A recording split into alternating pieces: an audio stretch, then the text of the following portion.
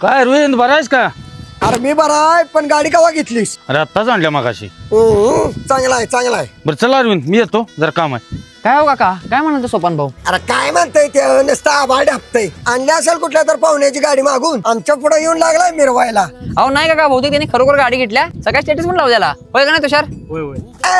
ते कुठल्या गाडी घेतोय? हाय त्या टू व्हीलरचं काम करावं होईना त्याला, आणि फोर व्हीलर घेतो म्हणे. काका जेवण भारी होतं का नाही? अरे कुठलं भारी, त्याच्यापेक्षा आलो नसतं तर बरं झालं असतं. का हो, काय झालं?